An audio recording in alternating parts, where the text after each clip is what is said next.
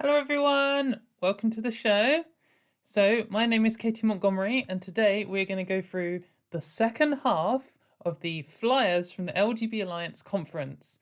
We did part one last week. If you didn't watch part one, then go watch part one.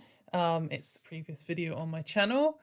And that has a Star Wars theme for the thumbnail too. And as you can see, this one has the best thumbnail for any video I've ever made. Let's just take another look at how amazing slash fucking awful this is. I spent way too long making that, like an entire evening from like 6 p.m. till midnight or something. Someone made a Star Wars joke. Well, the original flyer from last week, which mentioned Mayor Forstater, made a Star Wars joke. Someone else made a Star Wars joke in chat, and then I was like, I've got to do this. So I hope you all enjoyed the art behind that, and that was a complete waste of my life. But that's part of the fun of YouTube.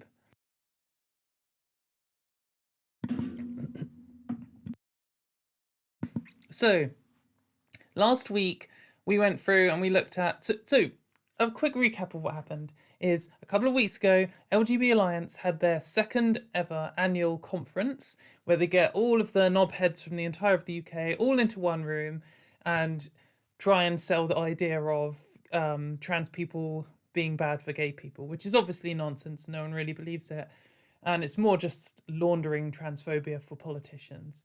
And they had a load of different stands. They had basically every gender critical hate group, all of the gender critical named people were there, and they all had flyers. And I had someone who, I know someone who went to. I didn't arrange it. I know someone who went to the conference, snuck in, did actually video most of the talks, so maybe that footage will surface soon. But also got a copy of all of the flyers from all the different stands. And last week we went through the first half of them. There were a lot. They were bullshit. We're basically laughing at them, debunking what they were saying, analysing whether some of it was good propaganda or not. And everyone seemed to enjoy that. So that's why we're doing a part two. But it took a lot longer than I thought. So perhaps we should jump straight into it. Are you ready for some LGB Alliance flyers? Oh, and at the end, if anyone wants to ask questions, we might have time for questions. If you do any super chats, I'll read out your super chats. But let's go for it. So we left off here last week, which is a flyer from Lesbian Labour, which is of course a gender critical group. At least this gender critical group is attempting to be someone who might be represented by a hypothetical LGB rights group, because these are at least claiming to be lesbians. So they've got that over most of them. Lesbian Labour are one of the groups who have signed the WDI declaration, so that means they've publicly declared that they wish to ban all trans women from all women's spaces, including toilets, ban all trans healthcare for under 18s, ban medical research into trans people getting pregnant, take away protections from transphobia, take away protections from of misogyny from trans people. Like the works. It's pretty much everything apart from banning adult healthcare for trans people. So they're a really extremist group, really disgusting position. But obviously they're trying to sell themselves both as like a gay rights group and also as a left-wing group, which like no one calling to like basically wipe trans people out is either of those things. Not an LGBT rights group and not a left-wing group in any sense. But I think that something important that came up today is Julie Bindel, who is a lesbian gender critical person, was talking about how over the last week, gender critical group has been going around the USA and doing talks, and they've had fascists turning up every single one. Recently, one of the most recent ones, some gender critical people pepper sprayed some children. The most recent one, they had some Proud Boys turn up. They had some 3%ers, which I had never heard of, which is some other fascist group. Anyway, Julie Bindel was like, oh, fascist, the gender critical thing. Like, currently surprised, as if she doesn't know. And everyone was pointing out how she's been talking about the alliance with the far right and the gender criticals in print media before. Like, she's met up with a lady from the Heritage Foundation before. She knows. Of course she knows. All of the gender critical people who are paying attention know that the majority of their movement is right wing and that's full of fascists. Like, we're at the point where that is just common knowledge amongst the thought leaders of the gender criticals. I don't see how it could not be. It's just so open and so blatant. Posey Parker's had fascists turn up at all of her recent talks in the UK and the US. But someone was pointing out on Twitter how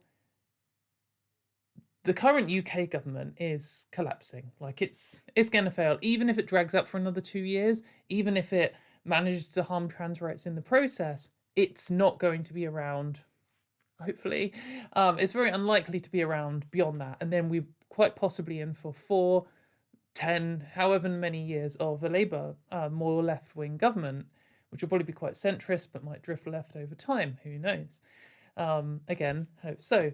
But then if that happens, what the hell are the gender criticals going to do? Because firstly, their belief system is total fucking garbage, and is anti-feminist and isn't aligned with left wing. But also they're really at the moment leaning in with the far right. And if they're all in bed with the far right, when a left wing or even centrist government gets into power, it's going to see that and it's not going to want to deal with them. So it makes sense to start lobbying on the left again, and distancing themselves, like, oh yeah, no, we weren't anything to do with the fascists anyway. You know, we were always a separate group, which they weren't. You know, we can see them all boosting each other still. But so groups like this are like important for that laundering of ideas. Anyway, talked quite a lot about them. It's the intro. Let's look at their flyer. So, make Labour a safe and welcoming party for lesbians. That is good. That's the thing about lots of the flyers we looked at last week, is a selection of their demands, claims, are out of context good. Because it's important that what this is propaganda. The idea is to sell this, sell these ideas. So what I think this is like 2 stages of propaganda. Obviously, they want to sell this to random members of the public. Random members of the public want to be like, this is a legitimate gay rights group. So they need to do some of that. But they also need to sell these arguments to politicians who will then repeat them to the public. And people who don't know what's going on will find it harder to argue against. So it's like the whole point of LGB Alliance. Because they're not going to get mass appeal, are they, if they're charging ridiculous ticket prices to get into some stupid conference. Everyone knows what they're about, but the politicians benefit from this kind of thing. So if they have this kind of thing, that, you know, that's the majority. They have out of context claims. If you didn't know this was by a hate group and you just saw that one box saying equality, it's like, yeah, that sounds great. Absolutely, totally on board with this. Then they'll mix it in with some dog whistles, and you know who they are from their actions elsewhere, and that's the issue.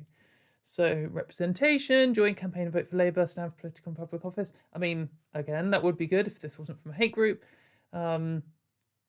Support gender non-conforming and same-sex attracted girls.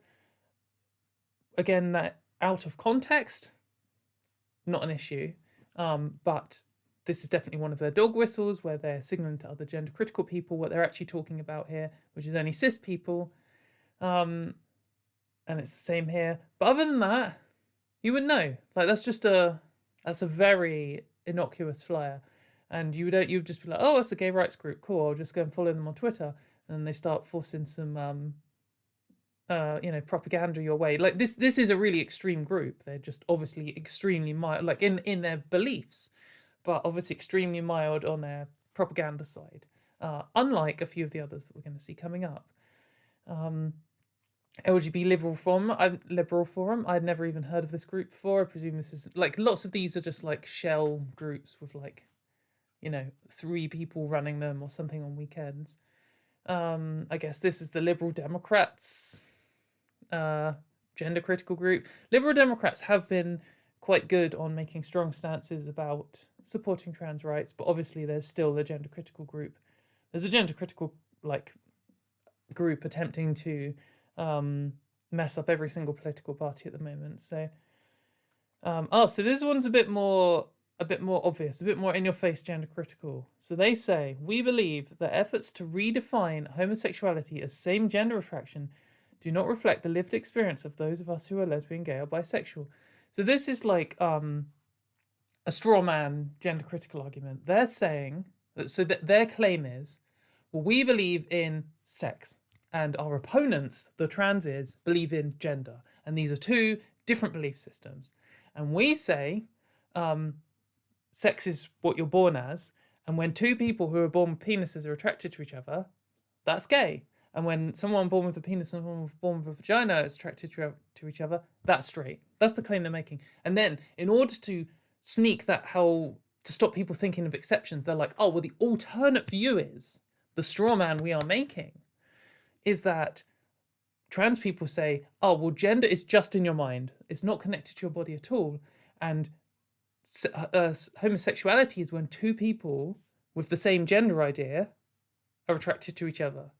So that means you could have someone born with a penis and someone born with a vagina who both think they're women attracted to each other, and then that's gay. And then you could have someone born with a penis and someone else born with a penis attracted to each other, and one thinks they're a man and one thinks they're a woman, and that is straight. And they're like, well, that's obviously nonsense. So that means our one is the right one, because there's only two options. There's same gender attraction or same sex attraction. But this isn't like a claim that anyone I know is making. It doesn't make any sense, because that just isn't trans people's, in my experience, in the experience of most people I've ever talked to, that's not how people navigate the world. You know who is attracted to you and who isn't, generally. And through transition, that does change. I mean, it's just a fact.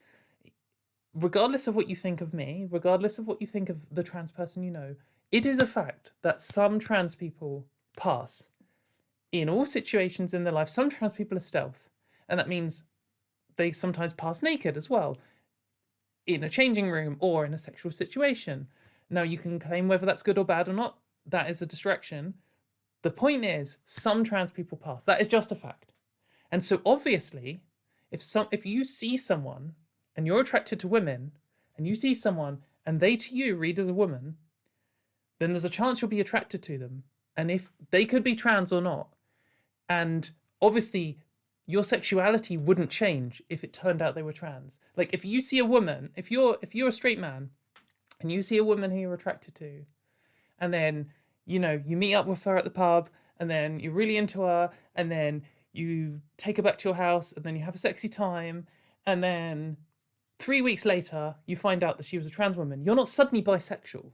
That isn't how this works. That isn't how sexuality works. And that's the reality of this. And so it's more complicated than just only passing trans people, because passing is subjective and it's situational. And there's a huge range. It's a big grey area that, some people pass very clearly as, like a cis woman. Some people pass very clearly as a cis man. There's a whole range in between. And in between isn't really the right term, because it's multidimensional. But and everyone, sees their own things that they're attracted to. But the point is that what people are attracted to is what they can actually sense. They can't be attracted to information their brain doesn't even have. It's like saying, oh, I'm not attracted to left-handed people, would be a ridiculous claim. Like, maybe if you saw someone writing with their left hand, you could be like, oh, that disgusts me for some political reason, which is obviously nonsense. But you couldn't detect that from someone unless they told you or they demonstrated it to you. And it's the same with when someone's trans, and it's the same with, therefore, the same with their birth sex. So the reality is that neither of the positions, same-sex attraction in terms of gender criticals where they think sex is purely birth sex, or same gender attraction, which is the straw man version of purely gender identity, if everyone knows that isn't how sexuality works.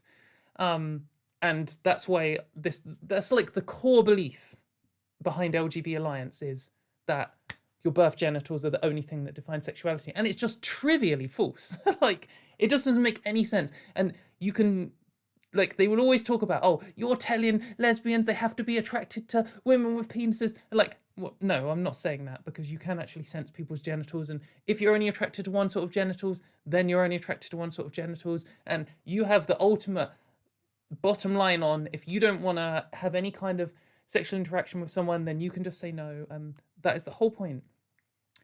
And that isn't actually what trans people are saying. But what LGB Alliance and LGB Liberal Forum and others are explicitly saying is, they are saying the type of men who are attracted to me are bisexual men and gay men. And that is garbage, because, I mean, I'm not trying to like gloat or boast or anything here. It's just a fact. Gay men do not hit on me anymore. That's just the reality of transition for a lot of people, and so their worldview is just false. I mean, it's just observably false. You can rationalize it to be false if you have the fact that at least one trans person on Earth passes. Therefore, both of the stated positions that they claim people can hold are wrong. That's just a reality of it. Very tedious that we even have to have this argument, because it just seems so obvious to me. It just seems so blatant. How could you be attracted to knowledge about someone you don't have? And clearly you're just attracted to what you can see, what you can smell, what you can hear, what you can learn from them in communication, those kinds of things. Clearly that's what people attract. Everyone knows that's what you're attracted to. When we're not talking about trans people, that's what people talk about all the time when they're talking about who they're attracted to. It's just such a garbage, like, it's just a word game of an ideology. It's not a real position. Like, no one has analysed the world and actually come to this conclusion. What they've done is they've seen a trans person they're attracted to, got offended by it, got a transphobic reaction, and tried to make some backwards rationalisation as to why their irrational disgust is okay. And they don't try and expand out and test their worldview in all of the different combinations. They could be like, ugh, a trans woman, I don't want to be attracted to one of them because I think trans people are disgusting. And then they'll be like, oh, no, that makes me sound bad. So it must just be because of her birth genitals. It's okay, now apply that to trans men. Now apply it to trans people that you meet and you don't know they're trans. And now apply it to trans people who haven't come out yet. And all of these different things. It's not a consistent worldview. I'm in a rant mode today, apparently. We also believe that efforts to impose that redefinition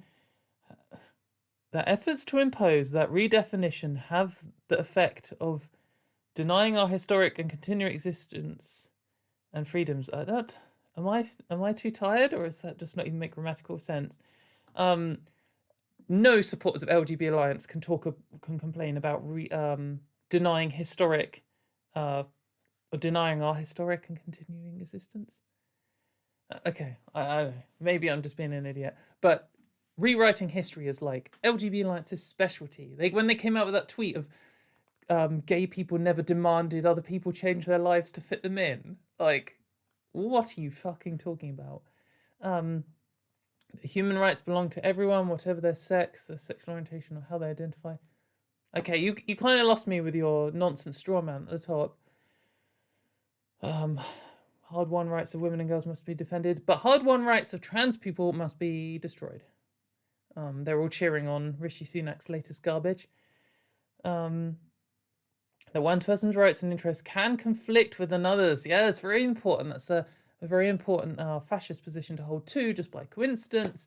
That you being allowed to live in society offends me, and therefore you shouldn't be allowed to do it. That's what the claim is here. Okay, yeah, that one's fine. Oh, we assert our freedom to organise and campaign as Liberal Democrats. So they're obviously trying to have a foothold in every single political party, and part of that is so they can claim they're cross the political spectrum, which is nonsense because it's mainly right wing. But it's also just in case they can get in control of one of the parties. Like the Green Party, a couple of times, it seemed like maybe a gender critical person would get in control of the party. And then they'll suddenly be able to, they have a big platform to spew their nonsense. They'll be able to start pushing gender critical campaigns in Parliament and all kinds of things. So it makes sense for them to try.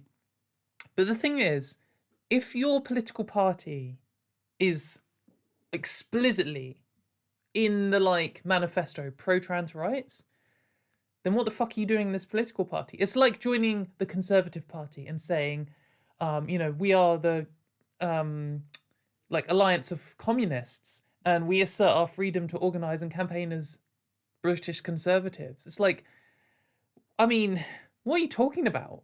No, what right do you think you have here?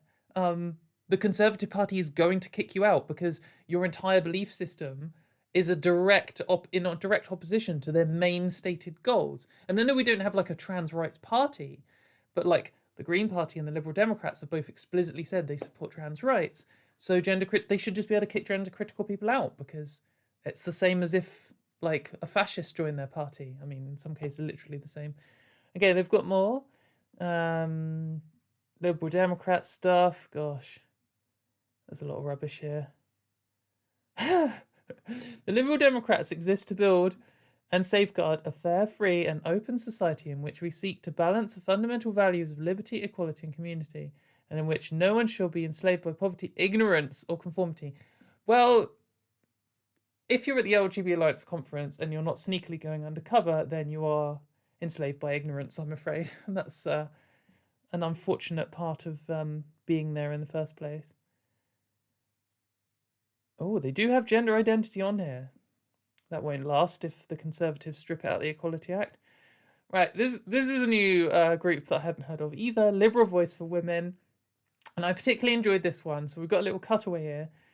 Liberal Voice for Women posted this on Twitter, which was the picture from their stand.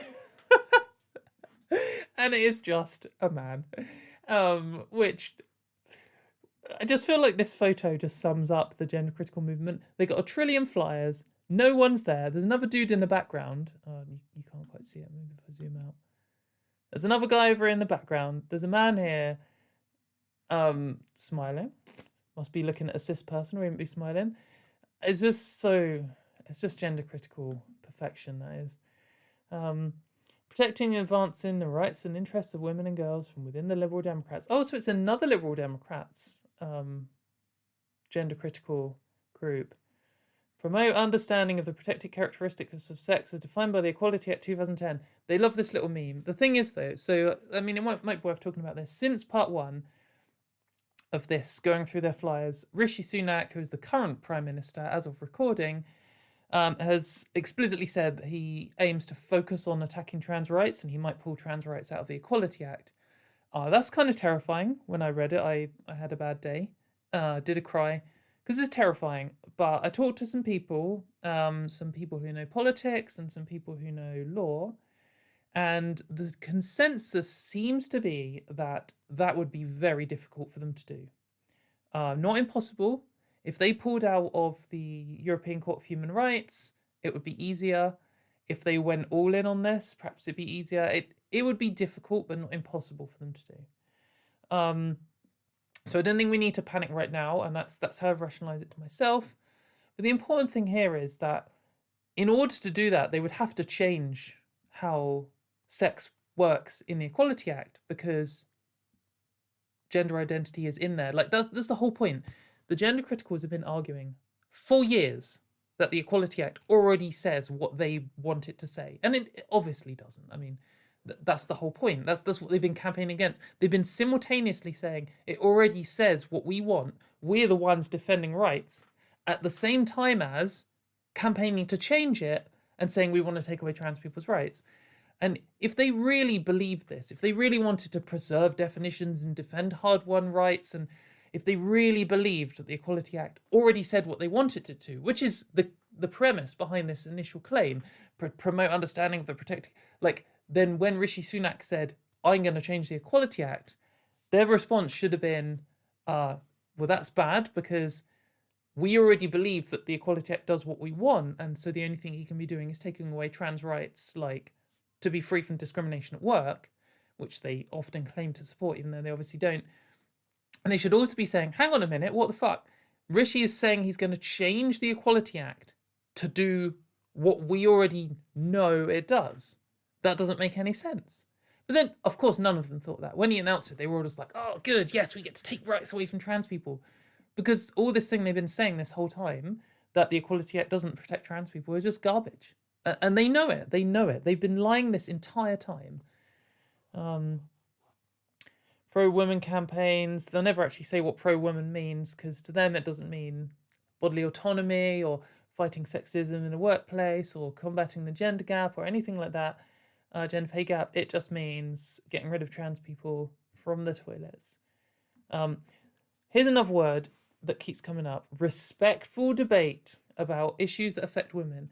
So I've been discussing with a few people about going on various podcasts. I've done a lot of podcasts recently, and someone has asked me to go on their podcast to have a respectful discussion with a gender critical person. I'm still negotiating this. I'm still potentially up for their podcast. Perhaps they're watching right now. Hi. But I'm not going to go on with the premise of having a respectful discussion, because it is by definition not possible to have a respectful discussion with a gender critical person, because the definition of them is that they do not respect me as a human, an equal. They do not respect my humanity. They do not respect my human rights. They don't respect me as a person. Literally, that is what makes them them. If we had a respectful discussion, they wouldn't be gender critical. Like, that is. So, I'll go and argue with some gender critical dickhead if the conditions are right, but I'm not going to pretend it's respectful, and I'm not going to pretend it's respectful for two reasons. One, it isn't, and it's complete, just misinformation to suggest that they are respectful. But secondly, what it often will do, especially when it is a gender critical sympathetic person or another gender critical person, who knows in this case, they will frame it so that suggesting that trans people should be eradicated does count as respectful. But if I said fuck off, that's disgusting, or even maybe you are a fascist, that wouldn't be respectful. And that would be the framing they try and create. They won't have this even level of respect where if I called to wipe them out, it'd be disrespectful, and if they called me to wipe me out, it'd be disrespectful. They instead tilt it so almost anything they say counts as respectful. And unless I am completely emotionless in all my responses and make no accusations and take them at the word on everything, unless I do all of that all the time, then I will be the disrespectful one. And that is a setup. That isn't a real position. That's just a propaganda move in that case. And I'll talk to these people, but not if they're going to try and pretend that me saying fuck off, genocide is bad, is more disrespectful than them saying, well, we should reduce the number of trans people or something like that. Because it just isn't. It's like the the bully who bullies a kid every single day of their life, and then the kid on the last day of school punches him in the face. You're like, oh, why are you being so disrespectful? It's like, they are not. You can argue that in general punching is disrespectful. Fair, but you can't say in this context that they were the disrespectful person, because the other person literally disrespected them every single day of school. The disrespect is built into the entire of this power dynamic, and requiring decorum from the other side it's just bullshit. It's like gaslighting. We want to build our movement with you. Please contact us. Yeah, there can't be many. I mean, there aren't many Liberal Democrats, full stop, but there can't be many gender critical Liberal Democrats. Who knows? Right, conservative women. So we've got another conservative women. So we were talking about lesbian Labour earlier. They were very subtle. Obviously, they are aiming for a different audience. Their propaganda has to be very low. I think that signing the WDI declaration was a mistake for lesbian Labour, because you can easily just be like, well, here is the evidence that this group is an extremist group. But because their flyers don't give that away, because they're trying to keep the propaganda down. The Conservatives obviously are targeting a different audience, and they do not give a fuck. And speaking of which, just before we dive into their flyer, here is a photo from the Conservatives for Women stand at LGB Alliance. And here we have Caroline Fisk and Baroness Nicholson, both of whom are quite openly anti-feminist, anti-women's rights campaigners. Baroness Nicholson voted against gay marriage. This is the LGB Alliance conference. She said that she doesn't think lesbians should be able to adopt She said some pretty disgusting things. The Lesbian Avengers, which is some activist group in the 80s, broke into her garden and had a picnic to protest against her, and how they thought she was so homophobic. She's also put a bill in which is still, I think, I don't quite know how this works, the process in Parliament, but it hasn't been resolved. Like, it hasn't been totally struck off and it hasn't gone through, but there is a bill somewhere in the ether of Parliament to half the abortion term limit from 24 to 12 weeks that she put in. So, like, just clear anti-women's rights campaigning. And Caroline Fisk here, who the Daily Mail lauded as the biggest women's rights campaigner since the suffragettes, along with Mayor Forstater, as well as being a conservative, wrote that she wants the gender pay gap to be bigger, not smaller, bigger. And was saying that women should stay at home and look after the kids and men should go out and earn all the money. She was also, less explicitly, but made comments about supporting stricter regulations for abortions. Like, these people aren't...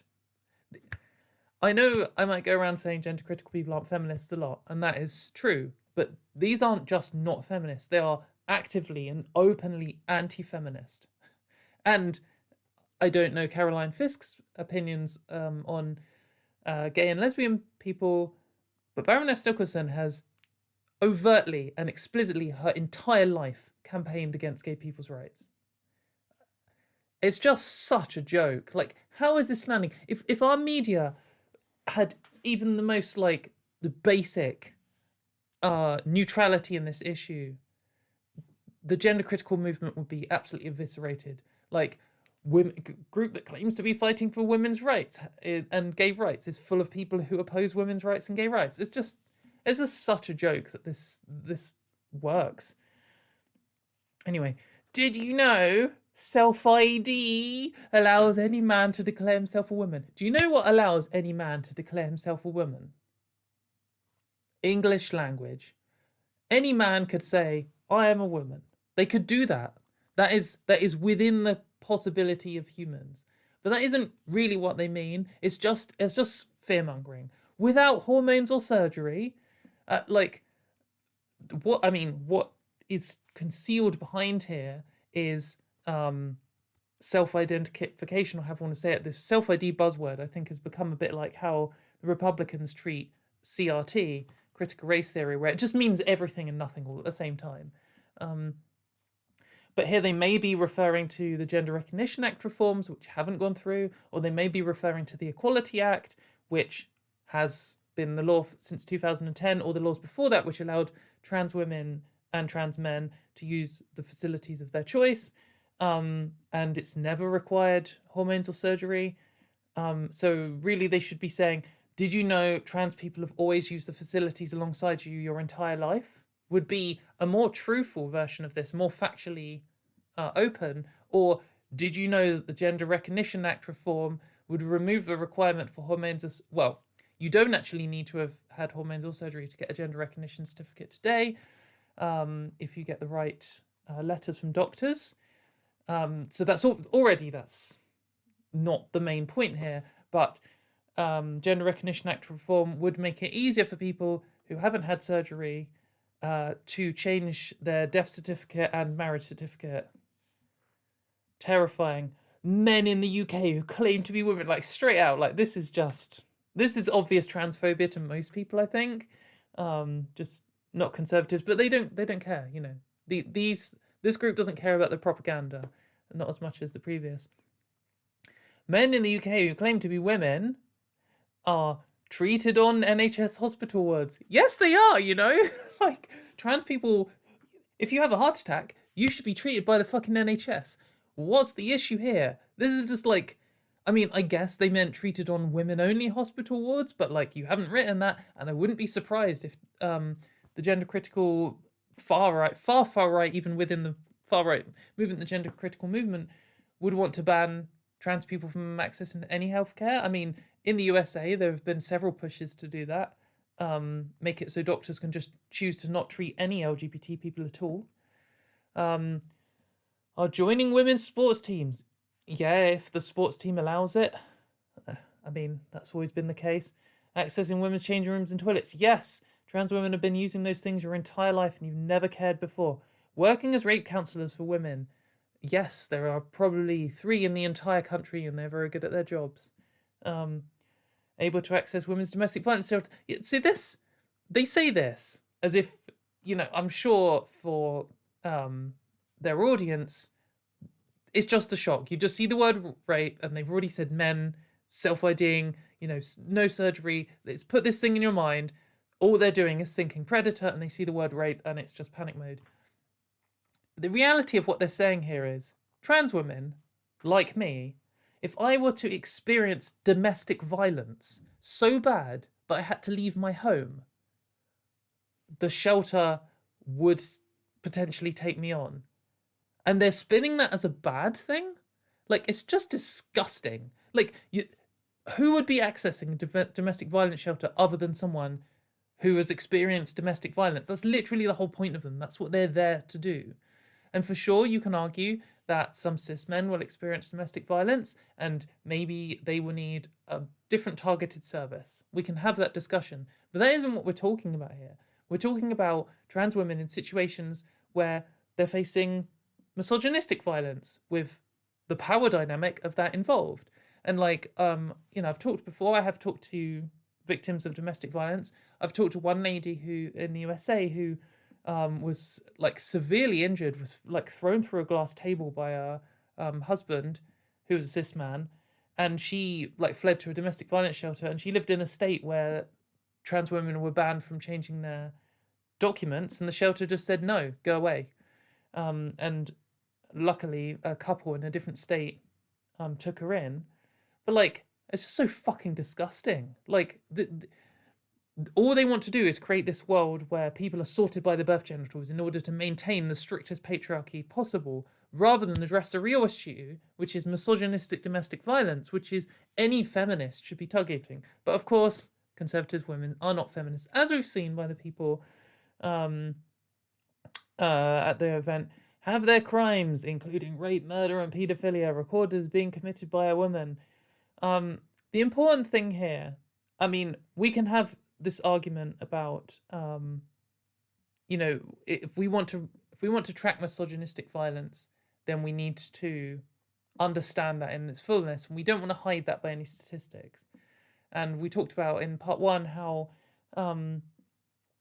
WDI, for example, is campaigning to make it so even trans women rape victims are recorded as men, which of course would hide the misogynistic intent. So they don't have a consistent position on this. They just want to hurt trans people. But the way that they always talk about this, they don't say misogyny is being hidden here. If you made the argument that some trans women, were being misogynistic because of their upbringing or whatever, we can have that argument for sure. But they never seem to make that argument. They always seem to say, #not our crimes, as if a woman commits a crime, that is your crimes. And if a trans person commits a crime, that is our crimes. And that's because that is how they see it. When a trans person commits a crime, they see that as trans people's fault, not that person's fault, not that person and the surrounding things that created their upbringing and etc., but just trans people's fault. This crime belongs to you. When there is and it's the same way that people who hate immigrants think. They're like, oh, well, if a Muslim has committed a crime, then that is a Muslim person's crime. It is not #not our crimes, not a British person's crime. But that's how their brains think, and it's the same reactionary mindset. And if convicted, housed in women's prisons, because they do this little thing, but most people in prison are there for non-violent crimes. So, fact, there are up to 500,000 adults in the UK today who identify as transgender. Interesting they should say that, because one time when I was talking to Dr. Stock on the radio, check out my previous video on that, I said she wants to ruin tens of thousands of people's lives. And that was me picking a super lowball number so that she wouldn't make a fuss about it. And she did still make a fuss about it. She was like, oh, tens of thousands, I don't know. So I was like, all right, thousands. The point is, even if it was tens of people, you're still ruining their life for no reason. And they do this thing where there are hardly any trans people. We shouldn't be like pandering to their demands. There's only like one trans person on Earth. Someone the other day made the claim that there was only 7 trans people in the UK. Like literally said that to me. I was like, okay, well I think I know all of them. But then when it's fear mongering time, suddenly there are 500,000. Perhaps there are 10 million. Perhaps 50% of the UK are trans women criminals. It's quite possible. The vast majority of male-born trans women, got to get both of those things in there, still have a penis. Oh, very exciting. That's because the Sorry, I just seen this link. fairplayforwomen.com/penis. Oh, it just goes to a picture of Helen Staniland. I think I need to make a thing on my website, katiemontgomery.com/penis. That needs to be like a link that I have. So there is data showing that most trans people in the UK today haven't had surgery because they haven't been able to, because it's hard to access. But the majority do want it. So perhaps if you don't like this statistic, perhaps if we got rid of the current system, which holds trans people up for no reason, and then funded some more surgeons, then that would no longer be an issue. Spaghetti briefcase here saying, every woman and girl. Oh, interesting that Alison Bailey is on the Conservative Voices for Women flyer. Every girl must know that their sex-based rights will disappear if they do not pay attention and join the struggle. This is interesting. This is so, regardless of their skin color, age, economic status, politics, or education. This was part of a tweet where she said, we need racists and sexists and homophobes to team up with us against trans people, because trans people are the scariest thing. Like, I think that's literally from the same little speech thing she did. Interesting they chose that one to include, huh?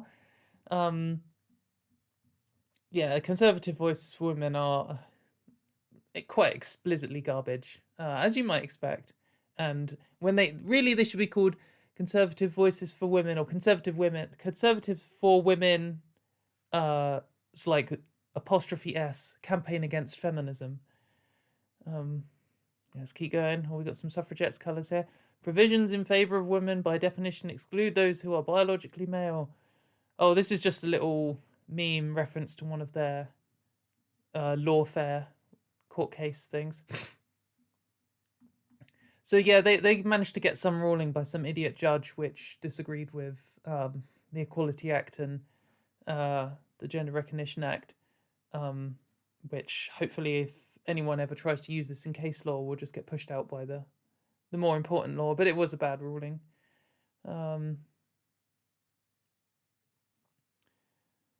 Must exclude biological males. Biological males! It's just not true. I mean, using their definition of biological males, what they really mean is it must exclude trans women, and that's false. It must include trans women and may exclude one by one if there is good cause to, which there never has been, and no one's ever used that law. It's all just propaganda rubbish. 4 women Scott are absolute bullshit. They're signed the WDI declaration as well. Gosh, this bullshit is so exhausting, isn't it? Do you believe a man is a woman if he says he is? Well, you just said, like, just fuck off. The Scottish government does, and they want to make it law by amending the Gender Recognition Act. Oh, this is interesting, because gender critical people have no fucking idea what the Gender Recognition Act does, or what the reform does. So let's see what they think it does. Current law. Applicants must have diagnosis of gender dysphoria, over 18, 2 years of experience of living in new gender role. That's true. Proposed changes removes all of those 3 things. That is true. Okay, but what does it do? Like, if you had these rules for trans people before they were allowed to drive, then you would have to agree that they would all be bullshit.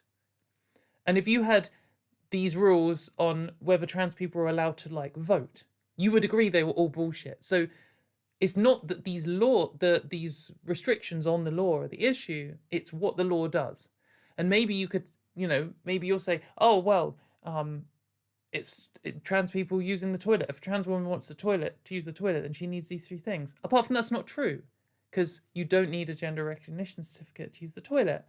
So you need to present to me a reason what this law does, why removing these restrictions on it are bad, because they aren't inherently bad. But you don't have one, because they never say what the Gender Recognition Act actually does. Though I say that now, and we've got some more text to read. So let's read this text. We're campaigning to stop the Gender Recognition Reform Bill from becoming law. Tick. The current legislation is fully compliant with EU and international law. Yeah, it kind of is. I mean, it kind of is. That it was a result of a battle in the European Court of Human Rights. I do think that I do think you could construct a case where it would lose again, but it would be difficult. But anyway, opening up the gender recognition certificates beyond the tiny number of people. Tiny number! Interesting. It was 500,000 above. Who have a medical diagnosis is reckless. Oh, okay, so not everyone who identifies as trans has a medical diagnosis, because we have waiting lists of 6 years. It's reckless and harmful to women's rights. How? How is this harmful to women's rights? You're never going to say because it isn't, because you don't know and you don't have a real argument. 4 Women Scot are liars. 4 Women Scot are one of these groups that absolutely knows that the Gender Recognition Act doesn't actually affect cis people. They know this is about birth certificates, death certificates, marriage certificates, applying for student loans. They know that's what this is about. And they need to just keep lying about it. And that's why they're not making these strong arguments. They just say things like, it is harmful to women's rights. How? They won't ever say. And every now and then they will be a bit honest about it. And I don't know if 4 Women Scot specifically have said this, but I've seen some of them saying, oh, well, yeah, sure, it doesn't actually affect us. But what it does is it sets a precedent. It sets the idea that trans people are who they say they are. And that's the real issue. And that is their real issue with it. They're just opposing trans people. The Scottish government will deem any man to be a woman at his request. Like, this is very obviously transphobic as well. Will deem any trans woman to be a woman at her request, even when the NHS say she is not eligible for hormones or surgery to change her appearance. What situation is this? Who is going to get a diagnosis, getting to the doctor, getting the diagnosis denied, and then getting a gender recognition certificate? Like, that isn't the use case for this scenario. The issue is that in order to get a gender recognition certificate, you have to queue for like 6 years just to get a diagnosis, when, it took me like 6 years to get a gender recognition certificate. I only got one this year, and, this go on YouTube, but this has been me for years. It's just complete nonsense, just structuring these really ridiculous situations and not even giving a reason why they're bad. The government and many public bodies have already introduced policies encouraging such trans women into women and girls toilets changing. So this is nothing to do with the Gender Recognition Act.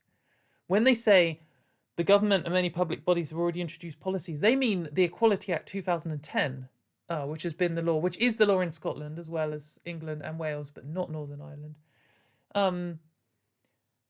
So it's just complete bullshit. They've just tacked this on in order to just fearmonger about the Gender Recognition Act. They know they're doing this. Straight up, 4 Women in Scotland are liars.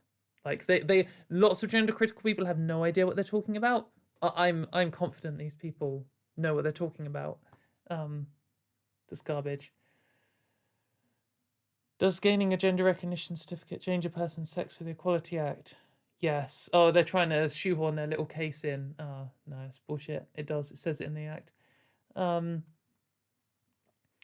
Single-sex spaces, nothing to do with the GRA. So NHS boards say the privacy clause of the GRA means they cannot guarantee a female healthcare practitioner when one is requested. I mean, that's true regardless of whether you have a GRC. Like, if you apply for a job, actually, I guess potentially they could find out through your tax records if they went snooping. But it would still be illegal for them to reveal that information to patients. But the gender recognition certificate does give you Article 8 privacy of the European Court of Human Rights. That's the whole point of it, and that is the kind of thing where employers shouldn't be divulging your medical information to customers and patients. Like, that's the whole point of it. Cross-border effects. Yeah, this is the thing that I think they're most terrified about. I mean, for Women Scotland, less so, because they actually are in Scotland. But the English gender criticals, which is most of them, are worried because, by the sounds of things, if you are English or Welsh, or maybe Northern Irish too, I'm not certain, if you go to Scotland and become a ordinary resident, that they've put in quotes, then you should be able to get a GRC without necessarily becoming a Scottish citizen or having your birth certificate original in Scotland, which means that maybe when this law does pass, which it probably will early next year, I suppose, we should start funding English trans people to go and live and work in Scotland for however long that takes. 2 years. It's probably just as long as getting a GRC. Just to get one. I don't know. The thing is, this is going to affect like 10 people in the entire country who live in Northumberland and work in Scotland and feel like if they move house, then they'll be able to get a GRC quicker. Is this in the best interest of children?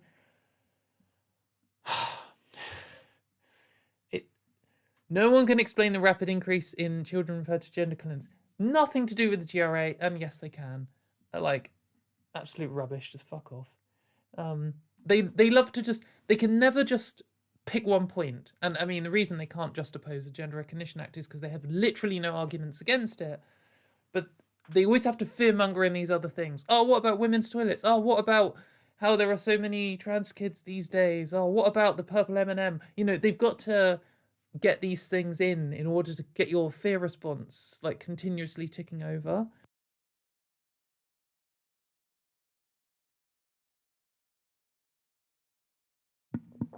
Letters on Liberty. Not heard of these ones either. God, this is a pretty boring looking flyer, isn't it? What's even that will say? HGGIJA? Am I being dumb here? It's not always easy to defend freedom. Public life may have been locked down recently, but it has been in bad health for some time. Oh, is this just... Where's this going to go? I was going to skip past this one because it looks so boring, but let's see if there's something hidden inside. Open debate has been suffocated by today's censorious climate. There is little cultural support for freedom as a foundational value. What we need is rowdy, good-natured disagreement. People prepared to experiment with what freedom might mean today. Why are they always so keen for rowdy disagreement? I feel like, I mean, it's obviously just a made-up position and they're trying to sell people so that they can get away with hate speech, but in my, dream freedom society, people are free to disagree with each other. And when when two people disagree, they sit down and they do some skepticism and they work out which one of them, if either, is right. And then one or both of them changes their worldview and then they don't disagree anymore. Surely that's the dream. The dream isn't just two gammony men with different views shouting at each other and then shaking hands afterwards and going to the pub without either of them even listening to the other view. When two people disagree, either one or both of them is wrong. I mean, I get that lots of things are subjective, but... Or maybe even everything is subjective, who knows? But, the whole selling point always just seems a little bit off to me. We stand on the shoulders of giants. This is kind of just saying a bunch of words that attract a certain type of person, aren't they? Free thinkers, liberty, radical... Drawing on the tradition of radical pamphlets from the 17th century. It's very general. I mean, I don't really know what they stand for. Got some alien picture. Someone's got a face on each side of their head there. It's interesting. Oh, now we know. Oh, James S is such a clown, my goodness. So this is like a whole fucking book. So now we know that does explain why it's super boring. I don't really want to give him the social contagion. Don't really want to give him the attention because, like, he absolutely loves himself. He is desperate for my attention. Okay, social contagion, freedom's clash. God, he's so off himself. The Sizzy Boy syndrome.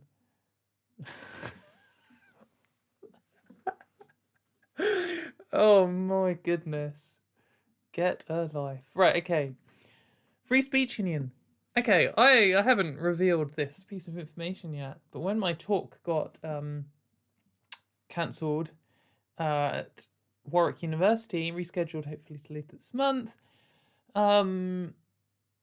Free Speech Union did actually DM me and offer to represent me if I wanted to take action.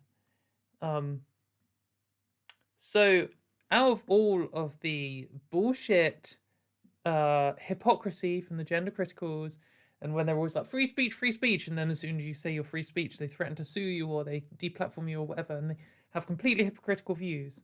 Amazingly, Free Speech Union did reach out to me. I didn't reply. But yeah, that was. I mean, they didn't reply because they're a gender critical organization. Well, they're kind of just like a far right organization, but obviously that means they're gender critical. But yeah, they're obviously looking for some lawsuits to make some money. They why is it's just so. I mean, I was saying this in the last part. Pronouns are one of the biggest issues for transphobes, and it's because it's the one thing that actually affects their lives. And they just go on about it all the time. Like, oh, what happens if someone asks my pronouns? Am I allowed to shoot them? Like, calm down, it's okay. You can just tell them that you hate them. Like, just get a life. It's just such a non-issue. Like, if someone's like, oh, I'm sorry, can you actually call me she? Like, okay, cool. I don't give a fuck because it's not my life that this affects. But they are required to actually do something. They've got to remember. They've got to treat someone else as a human. And suddenly, that's a massive inconvenience for them. And it's why they just go on about them all the time. It's just always like one of their major things. Talk, oh, what happens if I have to say someone's pronouns? Like, oh, get a life. Now another little bit. What does the law say about pronouns? There are no laws relating to specifically to pronoun declarations. There are some that touch that issue. No, there aren't. Get a life. Oh, wow. Are they referencing the flipping gay cake? Maybe. The bakery was required on pain of liability damages to supply a product which actively promoted a cause which many believe, but was a cause which the owners most definitely and sincerely did not. Yeah, they are just likening. Yeah, so this was that like famous case where oh, okay, this must be a rerun of it. So there was one in America, wasn't there? There's a Northern Irish one here where they wanted a cake saying support gay marriage, and the bakers said no. And then I think they probably won in court. That's why they mentioned it. Interesting, they're likening disrespecting trans people to not treating gay people as human either. Wonder why. I mean, they are right. They are the same position in law. I mean, that was cited in Mayor Forstater's case, and I think they probably even mentioned that here. Yeah, Mayor Forstater, they love it. Gender critical beliefs. It's the same thing. Like, if you think women who have had an abortion have committed a murder, then you can't be fired just for that belief. If you start harassing women for it, then you can be. And it's the same if you don't think gay people's marriages are real marriages, and it's the same if you don't think trans people are really who they say they are. Like, they're all disgusting positions to hold, and they're all wrong morally and as in logically inconsistent when you get down to them, but and supremacists too. But you can in the UK hold those positions, and I mean, realistically, that is the only way society can be. We can't be policing what people think. like, even if you wanted to, and I don't think I'd want to, because, you know, the only way people are going to come out of these positions is if they are allowed to think through them. But that doesn't mean they're good. If you're having to defend yourself on, well, technically I'm allowed to be a supremacist, then, like, yeah, okay, you are technically allowed to be a piece of shit. Well done, mate. You are the winner here. Oh, we finally get a definition of gender identity ideology. So gender identity is a term used to describe a person's internal sense of whether they're male or female, which is not determined by their sex assigned at birth. Oh, interesting they put that in. You would think they would use the gender critical dog whistle. They obviously haven't talked to the gender critical person through with this. They should have put observed at birth for the true gender critical dog whistle. Some people believe that everyone has a gender identity and regard this and not your sex assigned at birth as the key determinant of what sex you really are. Like, that's not the worst gender critical, most strawmanny definition. If you wanted the gender critical one here, they would have put to describe someone's belief of whether they have a male or female soul, which is not determined by their sex, and then in brackets, which is observed at birth. Some people believe that everyone has a gender identity, but they do not. You would have to put that in for the true gender critical thing. And then they would say they believe gender identity is more important than sex. Hashtag sex, not gender. So, you know, this is maybe just a generic conservative group. Well, it is. It is. So that makes sense. And then gender identity ideology. Here we go. Let's find out who believes in gender identity ideology. The belief that a person's sex is not a fixed characteristic determined by biology. The possession of certain chromosomes. They're going all in on the definition here. These people are not well versed in gender critical, but a social construct much like gender. So this doesn't describe me. Nearly the belief that a person's sex is not fixed. Okay, but it is a social construct. Those bits are true. That it's the claim that the person's sex is not determined by biology. Don't believe that at all. That's false. The possession of certain chromosomes, I do agree, is not the sole definition of someone's sex. It's the chromosomal sex, which is part of all of your sex characteristics together. And then it is a social construct. I don't know if much like gender really reflects it. It's not orthogonal entirely to gender, but to just compare the two, they are different.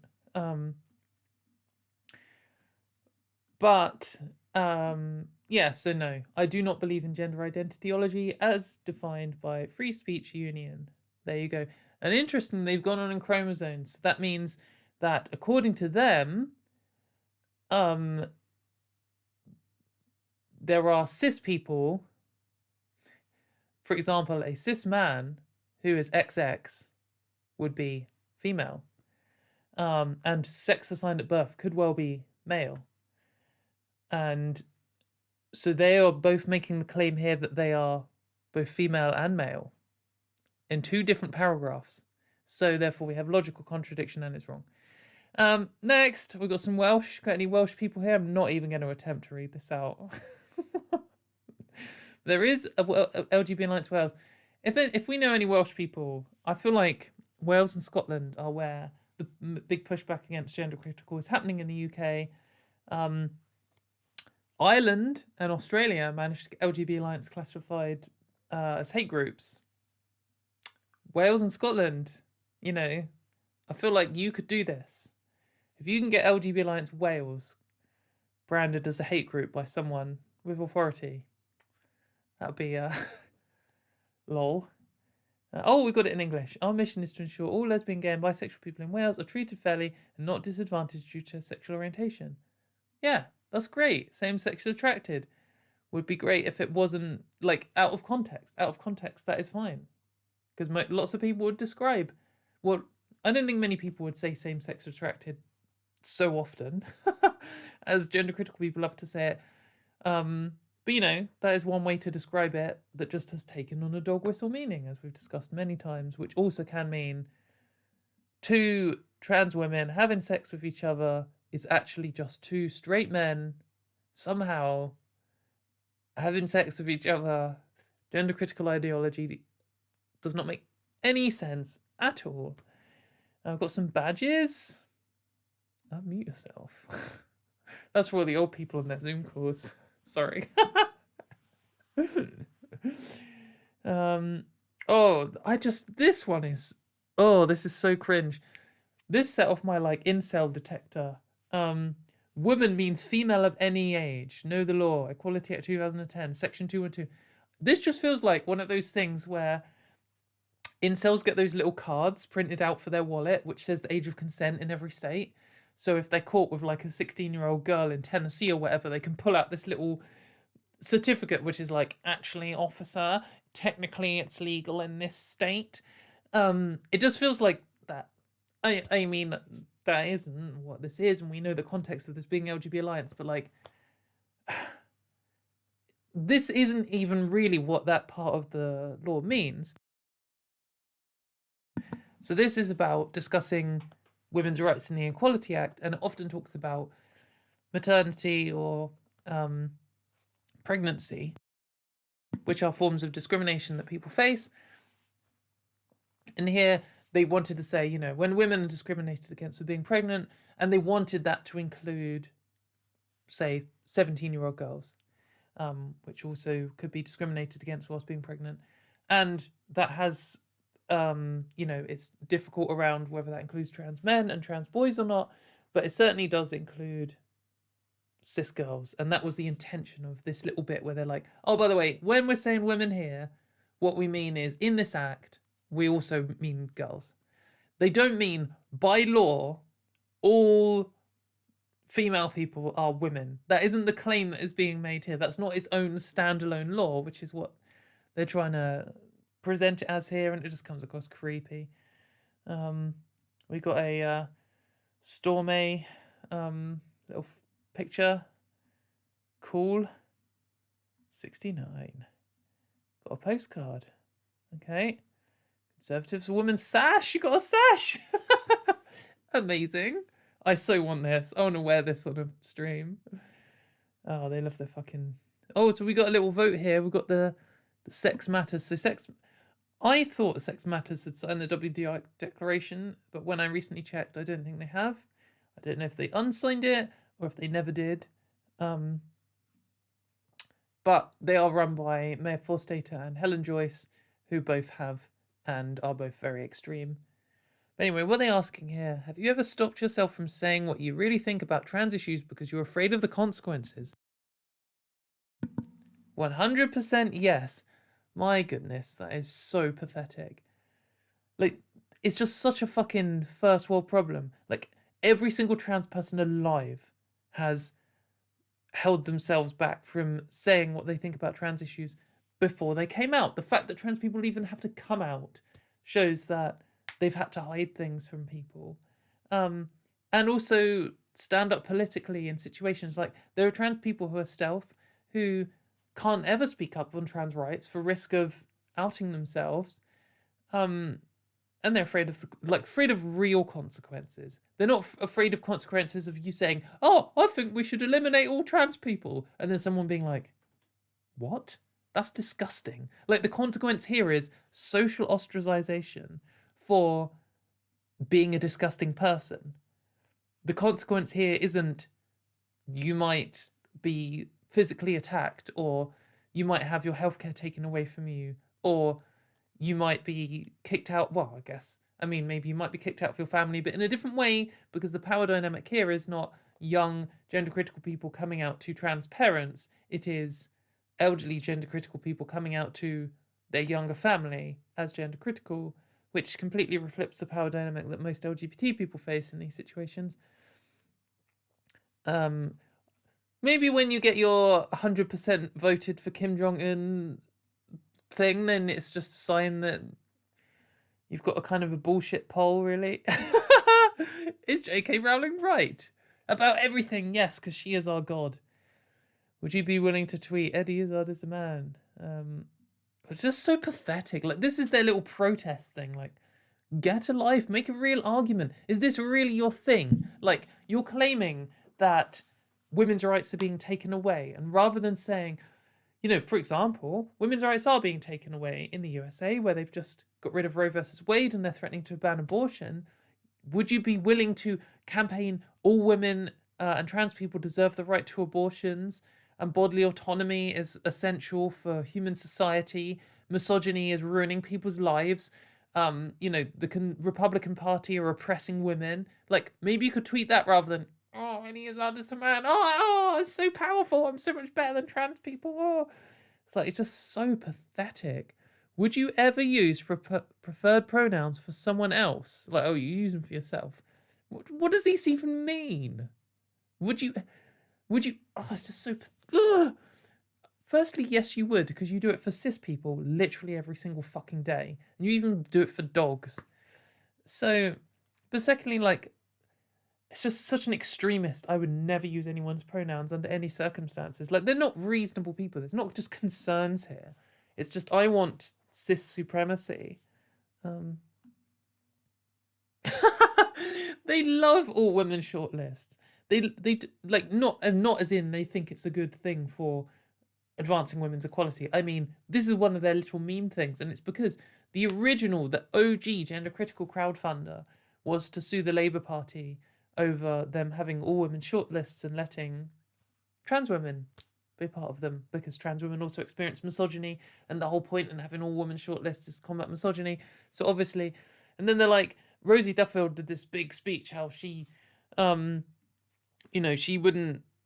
she would quit the party if Eddie Izzard got put on an all-women shortlist, which Labour doesn't even have, and Eddie Izzard has never asked to be on and has never been offered to be on one. It's just a completely fabricated issue that it's not a real problem. They have no real issues in their life, and this is all they have to talk about because it's a meme. That's it.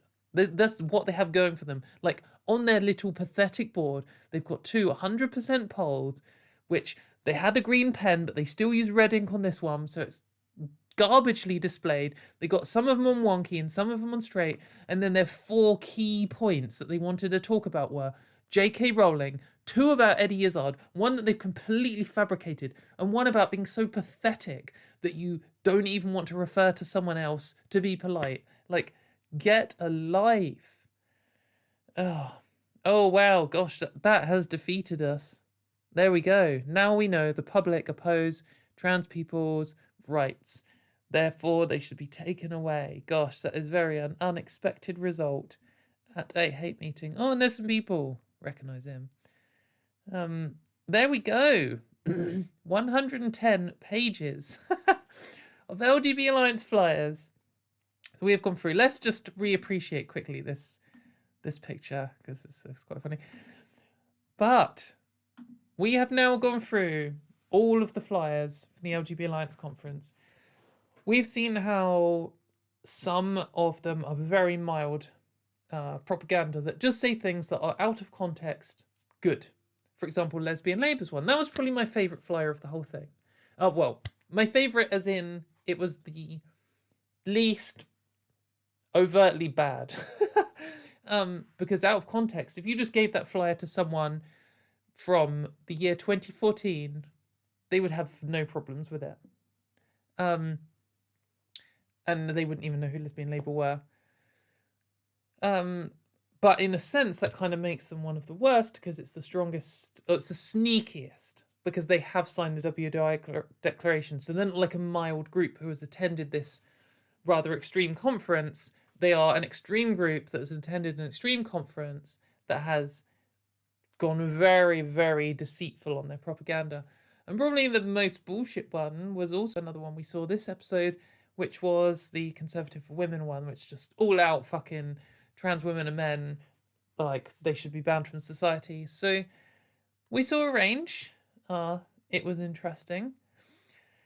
So I think we're going to, I think that's probably my sum up. I mean, I'll just discuss the LGB Alliance conference in general. Last time at the LGB Alliance conference, they had quite a few scandals. They had 2 trans people abused, which was grim. One of them was even a gender critical trans person. So that didn't happen this time that I know. They also had Julia Long stand up and say trans people don't even exist and that there's no such thing as a good trans person. which is kind of mutually exclusive positions, but mutually exclusive arguments anyway. But that didn't happen as far as I know this time, so less controversial, I guess. Just more of the same. It's just all the same fucking talking points. They don't have anything new. They don't have any real arguments.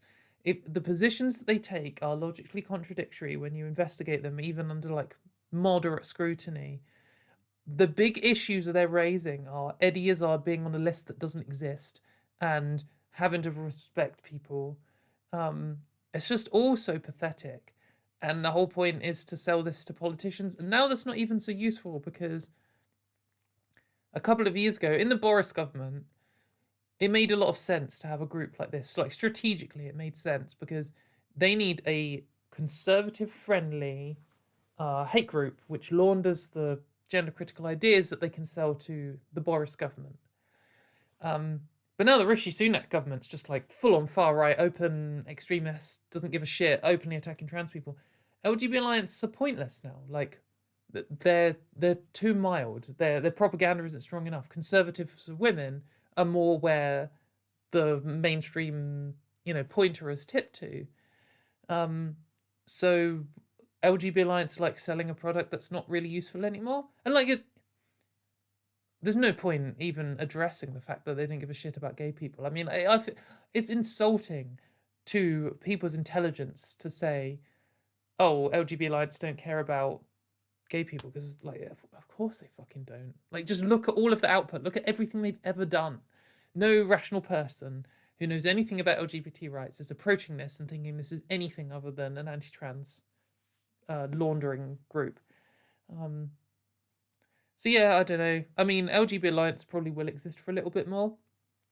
I mean, I guess actually they will be more useful. Their group will be more important if we get a Labour government, because then it will be more important to launder these ideas.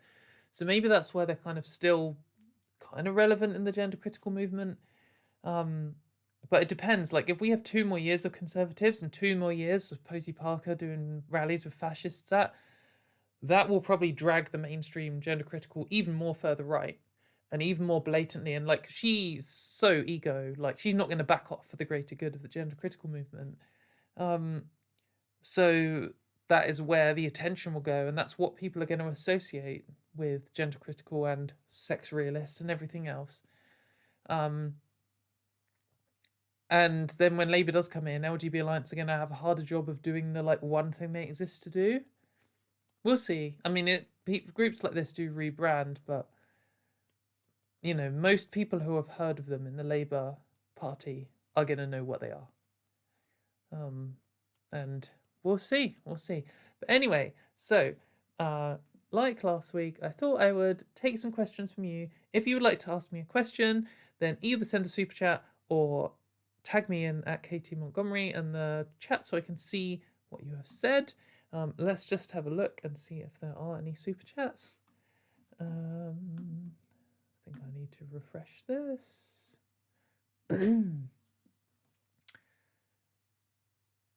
Yes, I do. Very kind of you. Let's have a look.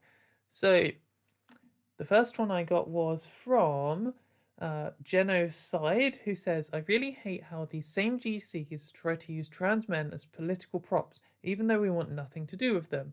Yeah, it's very frustrating. I mean, this is something J.K. Rowling said in her original essay, was like, it's like this classic like turf argument of like, we're not trans exclusionary because we include trans men.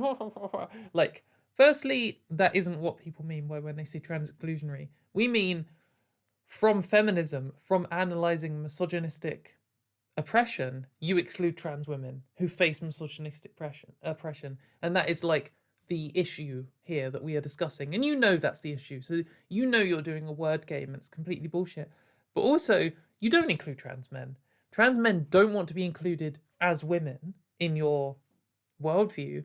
But also, you don't like trans men. You're constantly railing against trans men, trying to take away their healthcare, treating them as children, and also when a trans man actually shows up and is just a man, then you don't like them.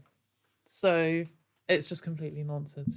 It's pathetic that like that was an argument. Like J.K. Rowling's like the hero, god emperor of their movement, and she's still, the best thing she has is like word games and that one Sweden paper and just, you know, nonsense statistics she's made up. They just really have nothing. And then James Cole says, there should be no sex classes in sports, only experience and weight classes. Why do sports matter anyway? I'm not sure that I agree with this. Why does everyone care about sports anyway? I mean, some people apparently do care about sports. I mean, I can hardly talk because for some reason I quite like watching videos about speed running. So why the fuck does anyone care about speed running? It's even more pointless than sports. But people do. And I'm not going to be snobby and elitist. I don't get sports. I don't think there are any real sports that I like. Like for the sake of sport. I like cycling and running, walking, whatever. But I don't like doing them competitively. I just don't like the competition. But I'm not going to try and pretend I'm better than someone else or someone stupid for liking sports. You know, if you like sports, good. I just don't get it. And if you don't get something, then that's a you problem. But for when we come to sex classes and stuff, I think the example I always bring up, there's a really good video by Sean on YouTube that you should search out, where he like debunks something by someone called Black Pigeon Speaks, who's some fascist from somewhere or other, who talks about women playing chess. And Sean's video talks about these arguments for why there is a women's chess league. There's an open one and there's a women's one.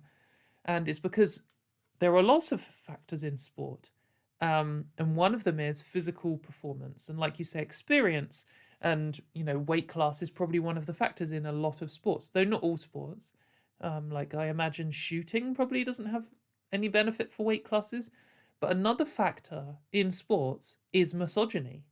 It affects people's sporting performance. It affects the funding that they get. It affects the attention they get when they're a child learning and wanting to do sports. You know, it affects even the equipment. In some sports, I mean, maybe it's less the case now, but equipment is optimized for men. And sometimes, you know, women's bodies need different equipment. So I think that we still need to bear that in mind. And that's also true perhaps for other prejudices. You know, maybe I'm not in a position to speak about those, but for example, I know there's an all trans football team, and having that is great. And that doesn't mean that I want a trans category at the Olympics for football. But what it means is that we acknowledge that sometimes, like trans swimming as well, like it's a fucking ordeal to play sports, and it's nice to just have an environment where you're not facing the prejudice and oppression all the time. So, and then that can help you blossom and, you know, hit your full potential at the sport. So I don't know. I don't think getting rid of categories is a good thing. But maybe reconsidering the competitive brackets would mean that more people can enter. Like if we had sprinting, but then we had weight classes in sprinting, then maybe you could be an Olympic champion if you weren't born with the perfect skeleton for sprinting. Whatever that is. I think I did see some top level sports. It was like the people who were going to get into the Olympics if they won it in the UK. I don't know what it's called. I don't know fucking anything about sports. And they had all the runners, and like the super long distance runners are really small and wiry and just like bones. And then the sprinters are just like giant hench as fuck, like these women coming out with like muscles wider than my like thighs and stuff in their arms. And you know, you optimize for one of those depending on what your body type is. And if you made weight classes for all of them, or even like, you know, other classes, there were other things. Maybe you could test for a certain enzyme, and it's like, oh, everyone who has this enzyme just does better at swimming, so we'll have a category for people who don't have it, and then more people can win, be competitive. You know, maybe that's the thing. It's a bit sci-fi, and maybe you have to start testing for enzymes. It's a bit like medical privacy, but you know, we can think about the options. And I know I saw another one go past. Oh, a couple more. Mike Rope says, great video. Thanks, Mike. Troptopiads says, are you going to try other social media now that Twitter is looking like it will fall to the worst? Yeah, I think Twitter is probably going to die. It's kind of sad. I just hit 80,000 followers and it's going to die. But, you know, that's just what happens sometimes.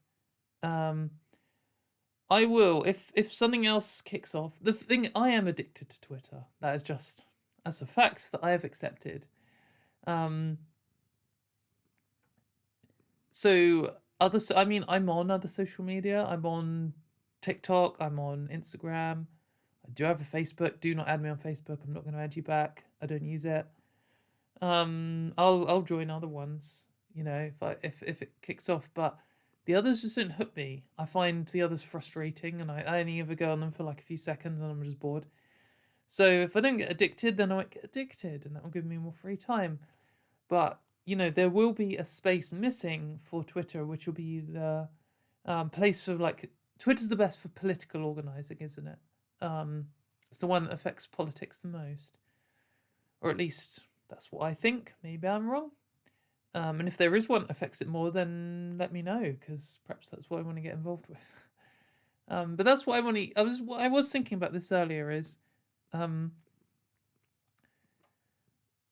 there's two uses of Twitter for trans people, and one is politics, influencing politics, letting people know about what's going on in politics, and talking to politicians and campaigning and awareness raising and stuff. And another one is like socializing and organizing. And there will always be the most politics social media, whatever it is, even if Twitter just dies and it's replaced by Reddit. Like, I don't use Reddit. Maybe I should go onto Reddit. But like, just say Reddit became the new most political, not because it changed, but just because Twitter died. That doesn't necessarily mean that Reddit is good for meeting other trans people and learning from them, getting transition advice, where to get healthcare from, and making friends and organizing, you know, all important stuff. And I don't know what the replacement for that is. So, yeah, it'll be interesting. Oh, Poppy, stop wriggling. She doesn't mind being held like this. When she's comfy. She's my little baby. Oh, okay. You don't like it when you're on camera. Oh, Pop. Do we have any more? I'm glad this video was a little bit shorter this time. It's been quite a week already. I'm definitely that, but it's only Wednesday meme. Is it even Wednesday yet? My God, it's Tuesday. Grave Note says, I love you. Your cat is adorable. Oh, thank you. Yes, Poppy is lovely. She is the best thing. Right, do we have any other questions in the chat? Not seeing many tags here, guys. Lissa says, what about Katie at katiemontgomery.com on Mastodon? Yeah, I am a tech person and I do understand tech stuff, and I am prepared to do tech stuff. You know, I did make my own website, but I looked at Mastodon and they were like, make a choice about which server you are. I don't want to make a choice. I'm not making a choice. I'm already choosing a social media network to try. If I have to like weigh up whatever they're called, federated instance or whatever it's called, is the best and try and make this, I'm not doing that. I do not care. Like, the whole point in Facebook was I didn't want a Facebook. And I got to university and all my friends were like, everyone has a Facebook. You should make a Facebook. That's why I got it. I didn't get it because I looked at all the social media networks and was like, oh, this is the best one. This is like, oh, everyone has this. And so if it's like, oh, well, Mastodon's like, oh, well, everyone is on this one thing, then that's what I do. But that's like the opposite of the point of Mastodon. For anyone who doesn't know, Mastodon is like decentralized Twitter. And rather than make an account on like Mastodon as one thing, you pick like a little decentralization hub of it. If it really kicked off, then I guess I'll just have to do it. But Oh, I see why I'm not seeing the tags. I was looking at the one in OBS, and that doesn't show the tags. I will bring up the one on YouTube so I can see the tags, so I do not miss your questions. Mike Rope says, Team Poppy, Mayo is Monarch. Right, fuck off, Mike. None of your Mayo nonsense. Look at the Tree says, Katie, do you still play guitar with the band? Yes, I do. We haven't done anything since spring because of the summer, and we met back up again last week for the first time. So things are starting to happen. I mixed some guitar tones down, sent them to my bandmates to have a demo run mix through of one of our songs. We've written a whole album, and it's been written for months now. So we just need to record it, which will hopefully happen between now and Christmas, and then next year. We'll see. I'm feeling good about it. Alyssa says, Katie Montgomery / penis on your site should throw an error. Either 413 requested entity or payload, depending on who you ask, is too large. Or 417 expectation failed. Yeah, I should look up and see what a funny error code is.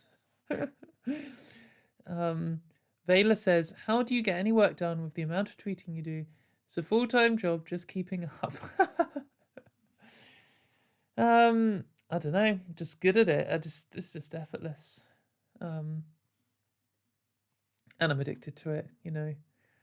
I also have a social life. I also go out all the time. Though autumn less so, because autumn's garbage. Yeah, so I don't know, just have a lot of energy, don't sleep much. James says, let's write a dystopian movie about sports. All sports movies are dystopian. Imagine if you had to do sports again. Do you remember PE? Do you remember Sports Day? It was like the worst day of the year. Absolutely hated Sports Day. Like, I feel awful at all these trans kids who are banned from sports, but like, man, I wish I was banned from sports when I was at school.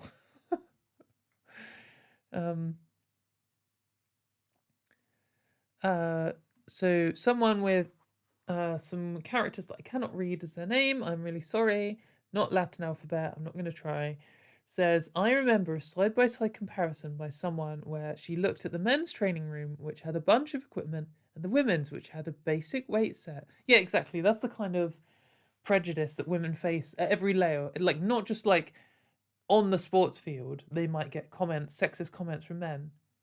For sure, that probably does happen, but that isn't the only misogyny here. There's like layers all the way down, you know, the funding and the amount that they win and whether they can go professional and all of this kind of stuff is, you know, against women's chances at being good at sports. Maya says, is Turf Wars coming back? Yes, it is. I know I've been saying yes, it is for ages. It is. It's definitely coming back. It's closing in. I just need to pester my person who's working on all of the artwork. Well, if they're watching, hurry up, mate. Joel says, when will we hear a Shredfest solo on mainstream radio again? Yeah, so the new album for my band, Dehumanaut, that you should all go check out, it's going to have even more guitar solos, which I haven't written them all yet. So we'll see how good they are. I was quite pleased with the last ones. So have we got any more? We have got some more things. Missy Prime says, I started learning Zombie a few days ago on guitar, the lead, and now I have no skin on one finger.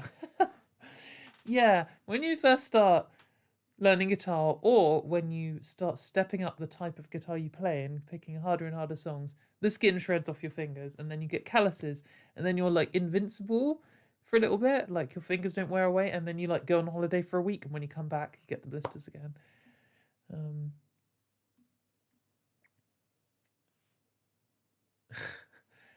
Drop to Pied says, Katie, you would struggle with Mastodon because the GCs are locked into an instance and you don't see them. Yeah, like, that's another thing is, I want to go brawling with these dickheads. So, if they all just had their own one. I mean, they do have their own one. They've got 3 of their own ones. Well, I mean, they've kind of got like 5 of their own ones, because obviously Gab and Parler and Truth Social are gender critical. But they have Spinster, Over It, and I'm sure there's another one. Maybe there isn't. Can't remember. But they have those as well. And obviously, like all these other social networks, they don't really kick off, but they're just for like the most extreme radicalization. I had a verified account on Spinster, so you know, and I deleted it because I was worried that the information would be hacked, and in order to get a verified account, do not judge me. This was a foolish thing. I uploaded my passport to get verified, and I was thinking like, man, if I don't delete this, then it's gonna get hacked one day, and then my passport will be out there, and I don't want that. So I did delete my account. It was an absolute hellhole. I think Spinster is a glimpse of what Twitter is going to be in a few months. And it was just, the most disgusting things you've ever seen. Just seeded, just all the time. So that was pretty bleak. So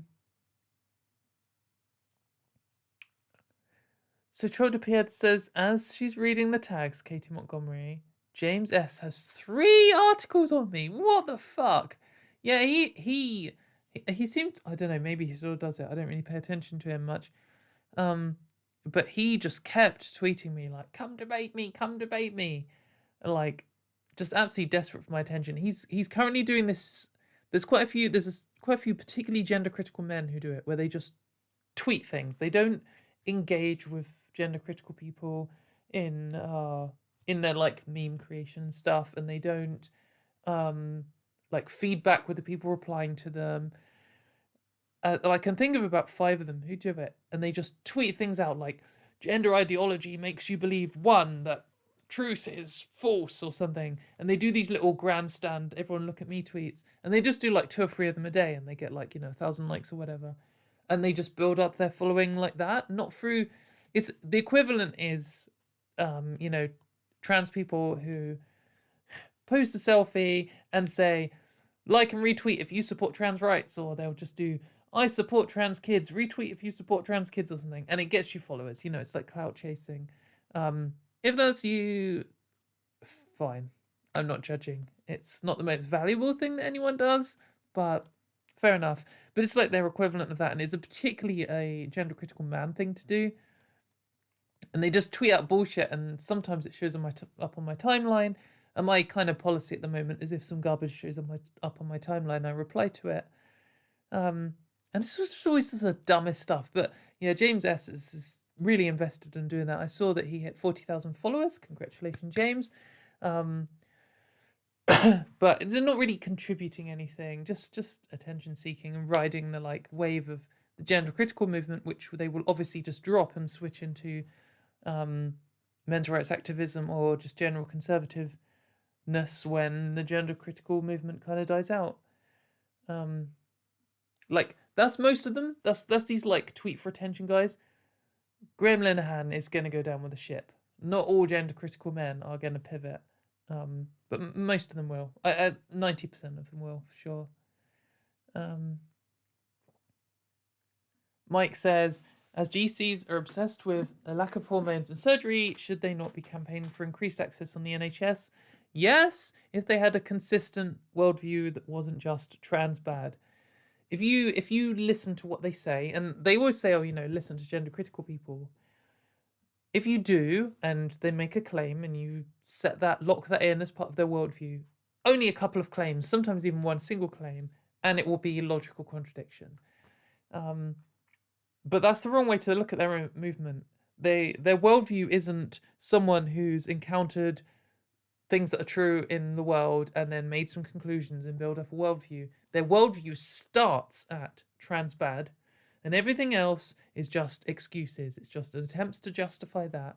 And so any kind of conclusions you draw from the premises of what they're saying are going to be nonsense, because they didn't start at premises and work up. They started at a conclusion and worked down to premises which sound good enough. And that's like how the whole worldview works. I can't believe James has 3 articles on me. What a loser. He wrote an article about me a while ago, and I responded to it on my website, actually, which was a bad move. I'd censored who it was so that he wouldn't get the like attention boost, but it obviously fed his ego. And then he wrote a reply to it, and I started writing a reply to it. I've actually written about 70% of reply on my Medium, and then I just kind of, it got to summer and I lost interest in it. And now I could finish it, but like, he's gonna enjoy that. He's just gaining from it. I've got nothing to gain, so it's just kind of like I'm just feeding his ego and his platform. And it's not like he's saying anything interesting. He makes the like weakest arguments all the time. Like, if you made a good argument, then I'd be compelled to respond to it. Which is why I go brawling in gender critical space all the time. Like, where are all their good arguments? They are boring now. Like, I've seen all of their arguments. Like, even one today I saw, which was a trans man who's gender critical, actually, arguing that the cause for trans people transitioning is internalized heterophobia. And like, I saw that and I was like, oh, this is hilarious. But that isn't even the first time I've seen that. Like, even the rarer, dumber arguments are just recycled. Like, they, you know, this is kind of big brain idea that comes to them. It's come to someone else before because they're just not, there's not deep. The gender critical movement can't be deep. If you go too deep, you expose contradictions. So it just always has to be continuously surface level. And then there's only so much surface level arguments they can make. But yeah, it's a tedious movement. It's interesting times for the gender critical movement. I think I'm going to call this stream in a second. So this is the last thing I'm going to say. But I think it's interesting times for the gender critical movement. Watching how openly embracing the fascist support Posey Parker is. You know, doing this tour and getting 2 different fascist groups come out to support, macing children. You know, having Hearts of Oak in the UK stream their event and stuff. It's very blatant.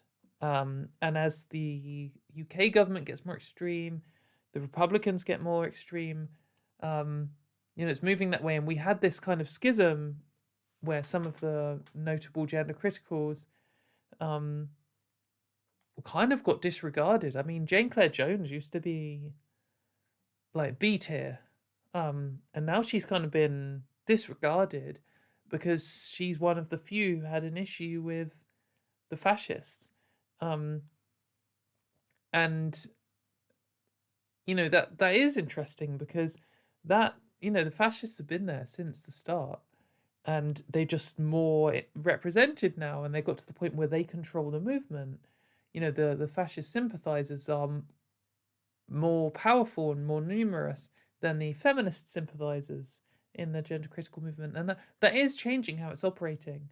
And it has been, you know, I'm saying that they have all the same arguments, and they do, but the ones they focus on and the framing that they take is going to move further and further away from their original, like, turfy roots of pretending that they're feminists and more just straight into straight up conservatism. And that's kind of happening at the moment, and that's only recently, kind of since 2020, been heading that way.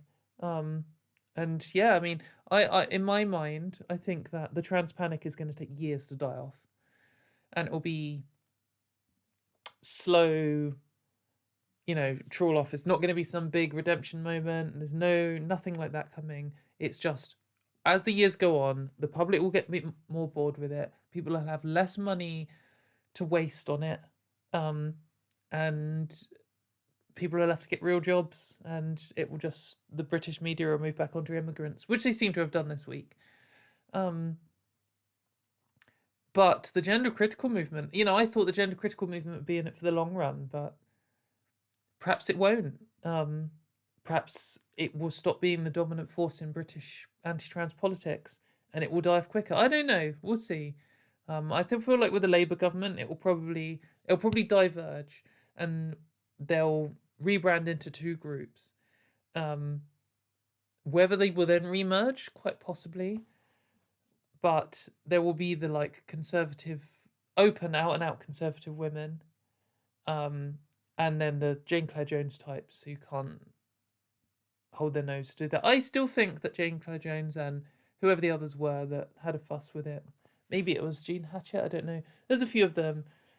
I still think that they will just come around to Posey Parker and they'll just have to back her up, because it's like that or nothing really. There's just no support for the feminist sympathizing side of Gender Critical anymore. You won't get money, you won't get attention, and that's that's what they want as much as anything else. So yeah, we'll see, but I don't know. I think that this kind of more openly conservative side is probably going to be where it pivots to and stays for the remainder of the trans panic. But yeah, thank you very much everyone for watching. I hope this part was as good as the thumbnail. We will all enjoy that again in a few seconds. Thank you very much for your kind super chats. Thanks for the questions. I hope you enjoyed it. I will be back with another video soon. Probably not next week because I'm going to have finally a holiday, which I feel like I deserve. But then I will be back after that, and maybe it'll be Turf Wars time, maybe it won't, but we'll see what's going on, and yeah, should be good times. Everyone should go and watch the Transatlantic Call-In show this week, which I think is going to be Ben and Arden, and I will see you all soon. Lots of love. Oh, gotta change the scene. Lots of love, everyone. Bye.